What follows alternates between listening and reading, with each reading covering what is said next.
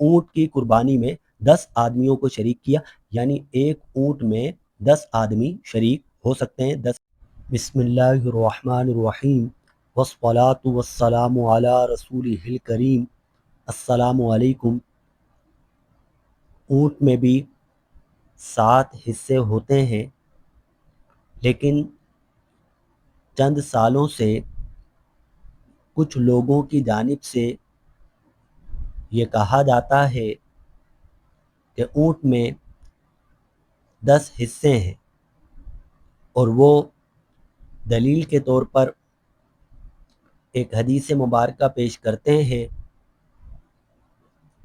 عوام سوال کرتے ہیں کہ ہم تو بلکہ ہمارے باپ دادا پردادا شروع سے یہی سنتے چلے آ رہے ہیں کہ اونٹ میں 7 حصے ہیں، جبکہ اب بتایا جا رہا ہے، کچھ لوگ کہہ رہے ہیں کہ 10 حصے ہیں، اور وہ حدیث بھی پیش کر رہے ہیں۔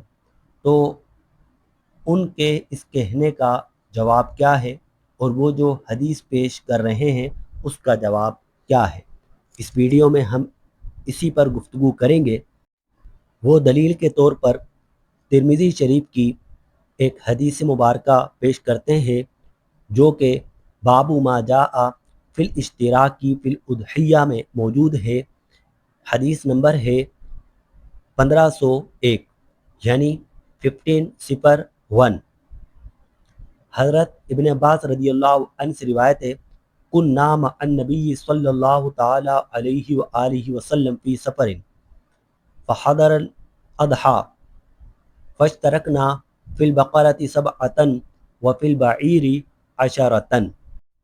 حضرت ابن عباس رضی اللہ عنہما کہتے ہیں کہ ہم لوگ رسول اللہ صلی اللہ تعالی علیہ وآلہ وسلم کے ساتھ ایک سفر میں تھے کہ قربانی کا دن آ گیا، چنانچہ ہم نے گائے کی قربانی میں 7 آدمیوں اور اونٹ کی قربانیوں میں 10 آدمیوں کو شریک کیا۔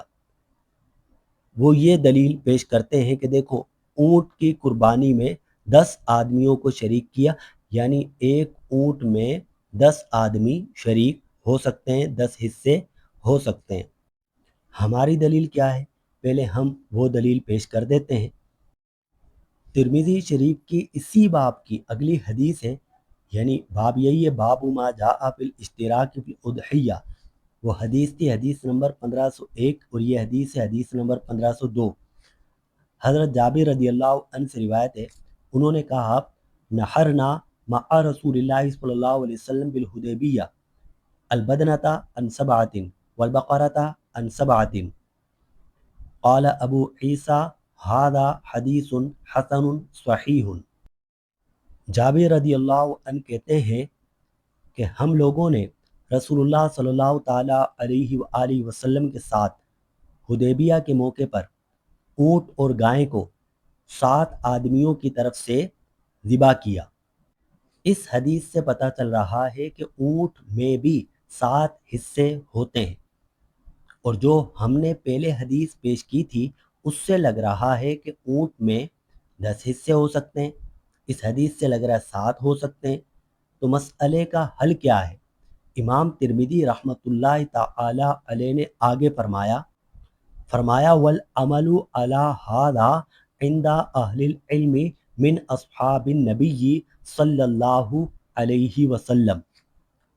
عمل اس والی حدیث پر ہے، یعنی جو بعد میں پیش کی اس والی حدیث پر صحابہ کرام کا، اہل علم صحابہ کرام کا عمل ہے۔ ایک میں آیا 10 کی طرف سے اور دوسری میں آیا 7 کی طرف سے، تو امام ترمذی فرما رہے ہیں یہ 7 والے قول پر صحابہ کرام کا عمل ہے۔ یاد رکھیے ایک ضابطہ کہ 2 حدیثیں ہوں، ایک میں ایک بات ہو اور دوسری میں دوسری، تو ہم دیکھتے ہیں صحابہ کرام کا حضور کے بعد کیا عمل رہا۔ جو صحابہ کرام کا عمل ہو، ہم جس حدیث پر صحابہ کرام کا عمل ہو، ہم اسی حدیث پر عمل کریں گے۔ وجہ کیا ہے؟ وجہ یہ کہ شریعت میں بعض احکام منسوخ ہوئے، تو ہم یہ کہیں گے کہ یہ 10 والا قول منسوخ ہو چکا. یہ جو بعد والی حدیث ہے 7 والا قول یہ ناسخ ہے، اسی پر عمل ہے. اس کا حکم پہلے تھا، ختم ہو گیا، کیونکہ صحابہ کرام 7 والے قول کو لیتے ہیں، لہذا 7 والا قول ہی معتبر ہے. امید ہے کہ واضح طور پر مسئلہ عیاں ہو چکا ہوگا. وآخر دعوانا الحمدللہ رب العالمین.